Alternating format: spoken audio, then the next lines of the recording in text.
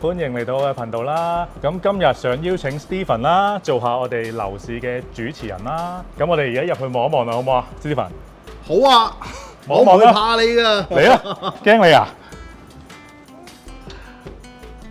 通常我哋介紹樓盤咧，就睇咗最靚個景先啦，俾人感受下個客廳先啦，俾佢 feel 下啦。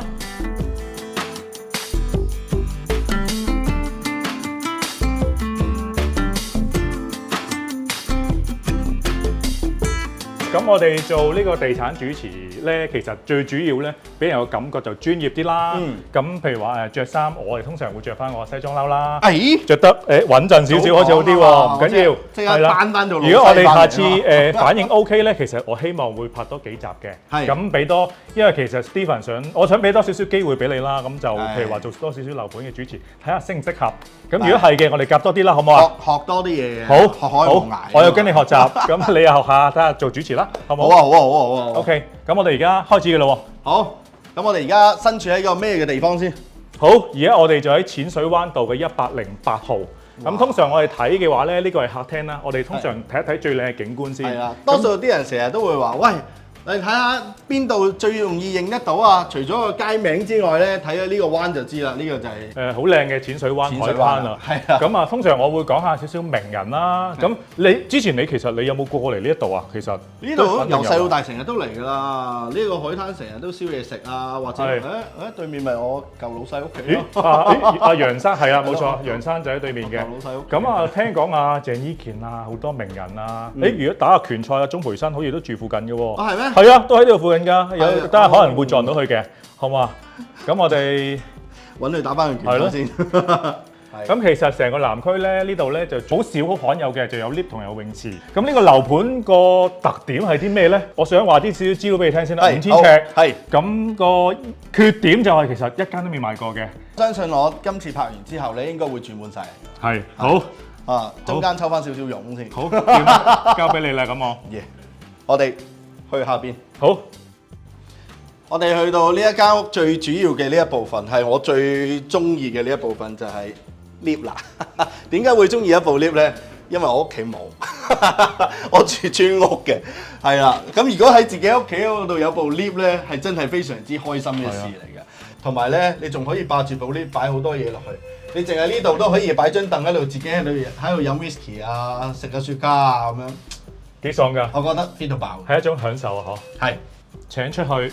好啦，我哋而家嚟到第二層啦。第二層係乜嘢地方咧？就亦都係我最中意嘅地方嚟嘅，因為我個人咧係好中意煮嘢食。係啊，正啊！如果一個咁大嘅地方可以去會客嘅話咧，我肯定每一日整八個餸出嚟。係嘛？你真係識煮飯㗎嘛？係嘛？少少啊。做過下廚房，又做過下呢樣嗰樣。哦，都做過下唔同嘅行業喎，你都。係啊，所以其實我覺得一間屋裏邊咧，最主要嘅地方咧，唔係瞓，係廚房。去廚房。因為廚房嗰個大細好影響到你個人嘅嗰個生活質素。冇錯。係啊，所以我哋可以一齊入去廚房度望下先。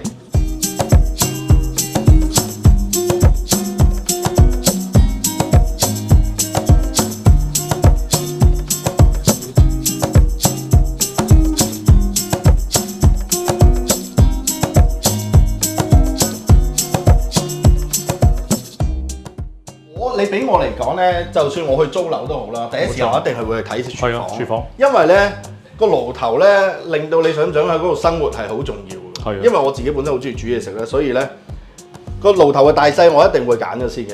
你過嚟睇下，你過嚟睇下，嗰啲火頭大到多到，我淨係撻一個火啊，淨係乾炒牛河都3分鐘炒完啦。因為其實呢度咧成個廚房淨係咁樣計啊嚇，保守估計都100幾200萬嘅。其實廚房係我人生裏邊逗留得最長時間嘅地方。你都有做過下廚房煮過嘢食啦，咁其實有冇呢啲咁嘅設備咧？其實應該冇啦，係咪？都有嘅。梗係有啦，不過嗰啲廚房設備就再大啲嘅，即係爐頭一定再大啲嘅。係。咁但係你淨係見到呢個，你普通屋企點會有呢？冇可能有㗎。咪係咯，所以呢個係我一個夢想嘅。同埋如果你介紹俾客人咧，我哋可以話個燒肉雪櫃，哇！呢個燒肉雪櫃勁啊，20-30萬㗎呢個。美國牌子摸下都開心，冇咗幾萬㗎啦，摸下就。我入去瞓一陣先。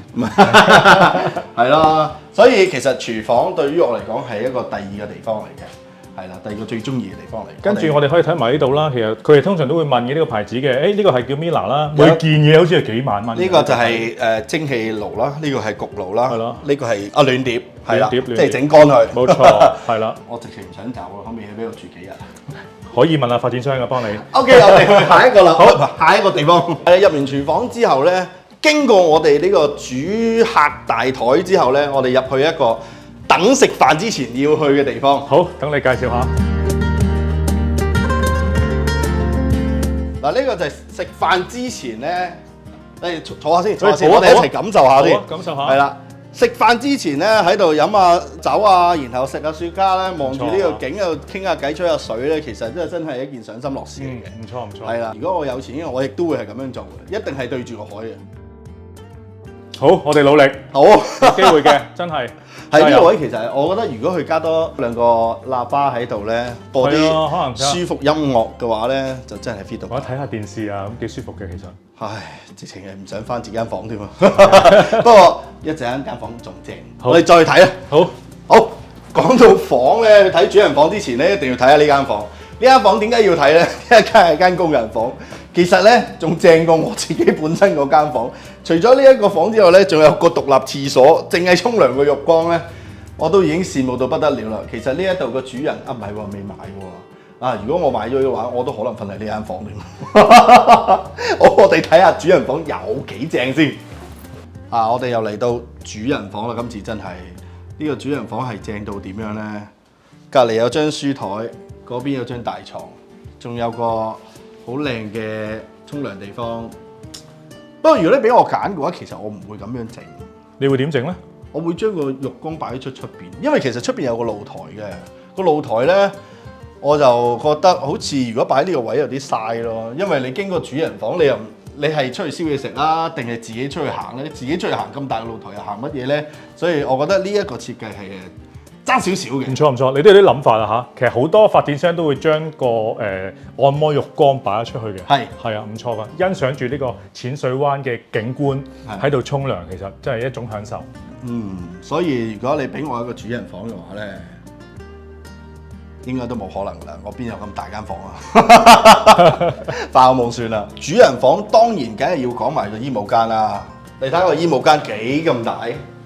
哇！你入嚟望清楚先。如果我咁講嘅話，我唔講，你應該唔知道呢個衣帽間嚟嘅。其實我有個好大嘅建議，將佢封咗開咧，就可以變成熄燈嘅，原來會犀利。因為咧，我覺得好似寵物店嗰啲。可以養蜥蜴啊，養下貓啊，養下蛇啊，咁樣都係一件好事嚟噶。係啦，咁嚟到呢一間咧，依家係屬於咩房啊？其實呢個我諗俾小朋友瞓啦，好唔好？係啦，就咁決定啦，好唔好？係啦，除咗主人房之外，就係俾小朋友瞓噶啦，或者客房啦。係啦，客房啦。咁但係如果我小朋友瞓呢一間房嘅話，我驚即係大得滯，係嘛？唔係可能因為我住慣細屋，儲得起錢嚟咧，差唔多噶啦，可以慢慢住呢度噶啦。咁又係，不過係啦，總之一定會係你最中意嘅地方咯。冇錯。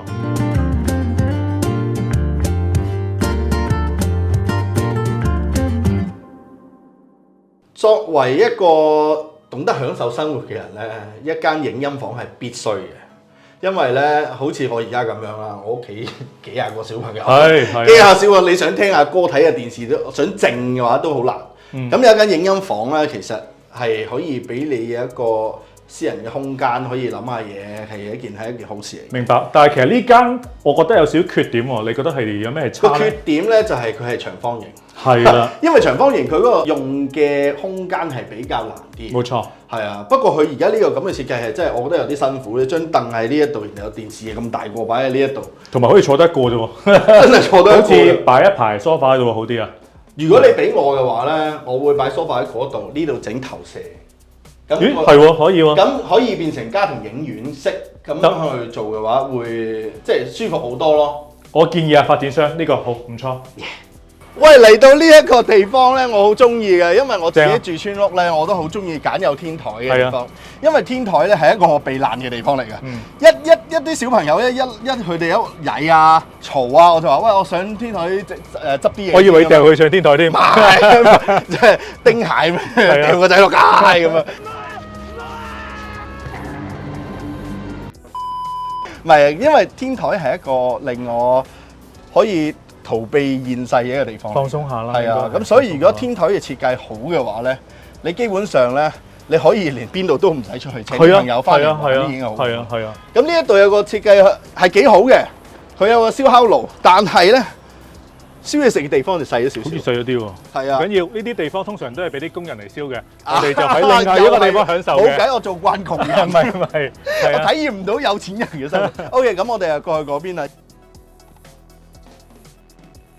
咁呢一個位咧，就都要介紹下啦。